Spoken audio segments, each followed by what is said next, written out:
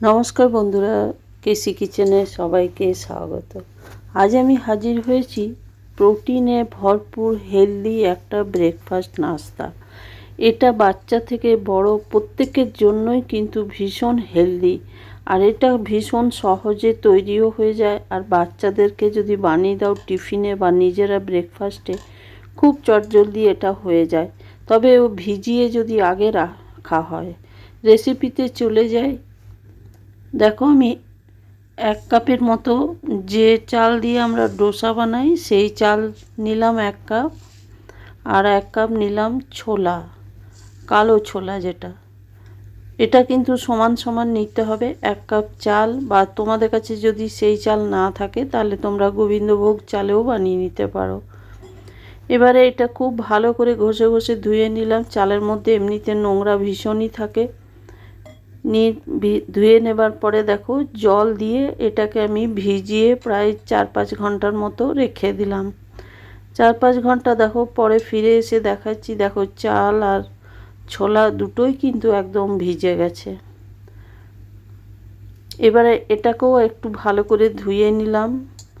ধুয়ে নেবার পর ওইদিকে একটা মিক্সির জারের মধ্যে সমস্ত যে ছোলা বা চাল ভিজিয়ে রেখেছি সেটা আমি মিক্সির জারের মধ্যে উঠিয়ে নেব। তোমরা তো অনেকে অনেক রকমভাবে ব্রেকফাস্ট বানিয়ে থাকো। এইভাবে একদিন এই ছোলা দিয়ে ব্রেকফাস্ট বানিয়ে দেখো, খেতে অসম্ভব ভালো লাগে। দেখো সমস্ত ছোলা চালটা আমি একটা মিক্সির জারের মধ্যে উঠিয়ে নিলাম।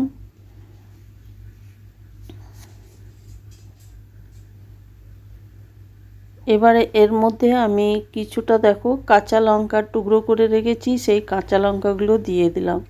যদি তোমরা বাচ্চাদের জন্য বানাও তাহলে কিন্তু ঝালটাও বুঝে দেবে। এরপরে দেখো আদা রসুন পেস্ট করে নিয়েছি আমি আগেই, সেটা আমি 2 চামচ দিয়ে দিলাম। তোমাদের কাছে যদি পেস্ট করা না থাকে তাহলে তোমরা আদা রসুনটা গোটাই দিয়ে দিতে পারো, তবে কিন্তু আদা রসুনটা এর মধ্যে দিতে হবে, তাহলেই কিন্তু খেতে ভীষণ ভালো লাগবে। দেখো কিছুটা জল দিয়ে এটাকে আমি পেস্ট করে নিলাম। পেস্টটা দেখো আমি একটা বাটির মধ্যে ঢেলে নিলাম। এইটার ব্যাটারটা দেখো আমি হাতায় করে দেখিয়ে দিচ্ছি।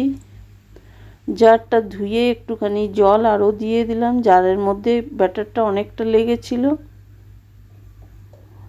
এবার আমি দেখো হাতায় করে দেখিয়ে দিচ্ছি কেমনভাবে কতটা পাতলা আমি ব্যাটারটা রেখেছি। দেখো এরকমই করতে হবে ব্যাটারটা, খুব ঘনও করা যাবে না, আর খুব পাতলা করলেও কিন্তু তাওয়ার মধ্যে ছড়িয়ে যাবে তাড়াতাড়ি। এবারে এর মধ্যে আমি নুন দিয়ে দেবো। 2 চামচের মতো নুন দিয়ে দিলাম।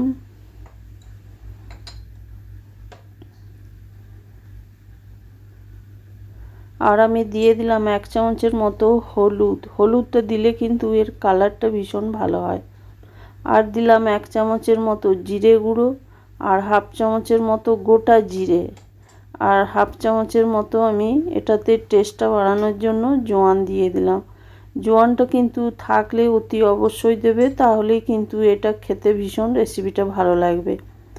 এবারে দেখো সমস্ত মশলাগুলো দিয়ে আমি ভালো করে হাতায় করে নাড়ি নাড়ি মাখিয়ে নেব। পুরো মশলাটা গুলে নেব। যেহেতু এটার মধ্যে হলুদ দেওয়া আছে একটুখানি বেশিক্ষণই নেড়ে নিতে হবে। নেড়ে আমি ওইদিকে ঢাকা দিয়ে ব্যাটারটা রেখে দিলাম। এবারে একটা চাটনি বানিয়ে নেব। দেখো তার জন্য কিছুটা নারকেল দিয়েছি, 7-8 কোয়া রসুন দিলাম, 2টো কাঁচা লঙ্কা, আর কিছুটা রোস্টেড বাদাম, যেগুলো আমরা ছোলার দোকানে পেয়ে থাকি সেই বাদামই দিয়েছি। যদি না থাকে তাহলে তোমরা বাড়িতেও তাওয়াতে বা কড়াইয়ে গরম করে নিতে পারো। আর দিলাম কিছুটা ধনে পাতা, আর 1 কাপের মতো দই। এর মধ্যে কোনো রকম আর লেবুর রস বা কিছু দেব না। এই দইটা দিয়েই কিন্তু এই চাটনিটা খেতে ভীষণ ভালো লাগে। এবারে নুন দিয়ে এটাকে আমি পেস্ট করে নিলাম। দেখো পেস্ট করা হয়ে গেছে। এবার আমি এটাকে রেখে দিলাম এক সাইডে। এইদিকে আমি একটা তাওয়া চড়িয়েছি, তাওয়ার মধ্যে খুব সামান্য তেল ব্রাশ করে দেবো। এটা কিন্তু একবারই তেলটা দিলাম, এরপর বিনা তেলেই সমস্ত যে ব্যাটারটা আছে দিতে থাকবো। আর আমি ডোসা বলো বা চিলা বলো সেটা আমি বানাতে থাকবো। দেখো আমি প্রথমে 1 হাতার মতো দিয়ে দিলাম, দিয়ে দেওয়ার পরে বেশ ভালো করে কিন্তু এটাকে ছড়িয়ে দিতে হবে। তোমরা তো অনেকে অনেক জিনিসের চিলা বা ধোসা খেয়ে থাকো, এইভাবে একদিন কালো চানার আর চাল দিয়ে এটা বানিয়ে দেখো, খেতে অসম্ভব ভালো লাগবে। আর আমার রেসিপি যদি তোমাদের ভালো লেগে থাকে তো লাইক, শেয়ার ও কমেন্ট অতি অবশ্যই করে দিও। নতুন বন্ধুদের সাবস্ক্রাইব করার অনুরোধ রইল। এরপরে দেখো নিচেটা হয়ে যাওয়ার পর ওপর থেকে একটুখানি পেঁয়াজ আর টমেটো আমি ছড়িয়ে দিলাম টেস্টটা বাড়ানোর জন্য। তোমাদের যদি হাতের কাছে ক্যাপসিকাম থাকে তাহলে তোমরা ক্যাপসিকামও দিতে পারো। টমেটো আর পেঁয়াজটা দিয়ে একটুখানি উল্টে দিলাম, তাহলে দুটো পিঠই খুব সুন্দরভাবে ভাজা হয়ে যাবে। আর এটা দেখো খুব নামমাত্র তেল দিয়েই আমি এটা বানিয়ে নিচ্ছি। আর এটা খেতে যে কি টেস্ট হয়, না বানিয়ে খেলে কিন্তু বুঝতে পারবে না, একদম মুচমুচে হয় আর অপূর্ব লাগে খেতে। দেখো একটা আমার হয়ে গেল, হয়ে যাওয়ার পর আমি আর কোনো তেল দেব না। এবারে আমি তেল না দিয়েই এটার মধ্যে আরেকটা আমি বানিয়ে নেব। দেখো আমি দুটো বানিয়ে দেখিয়ে দিচ্ছি। একটা আমি ছোট বানিয়েছি, এটা কিন্তু আমি একটু বেশি দিয়েছি ব্যাটারটা, যার জন্য একটুখানি বড় হবে। তোমরাও খুব সহজে এগুলো বানিয়ে নিতে পারো, আর বাচ্চারাও তো খুব পছন্দ করবে, খেতে ভীষণভাবে ভালো লাগে। আর এটা হেলদি আর প্রোটিনে ভরপুর। ছোলার মধ্যে প্রচুর পরিমাণে প্রোটিন থাকে, আমরা সকলেই জানি, যার জন্য এটা শরীরের জন্য ভীষণ ভালো।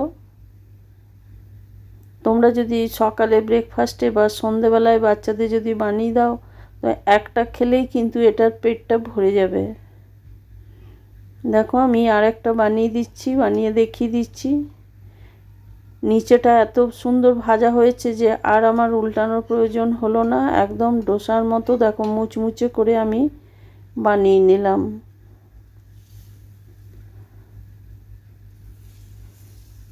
আরেকটা আমি দিয়েছি, এটা আমার হতে থাক। তারপরে দেখো এইদিকে আমি প্লেটে উঠিয়ে সার্ভ করে দিলাম। তোমরা সকলে ভালো থেকো, সুস্থ থেকো। ফিরে আসছি পরের কোনো রেসিপি নিয়ে। ধন্যবাদ।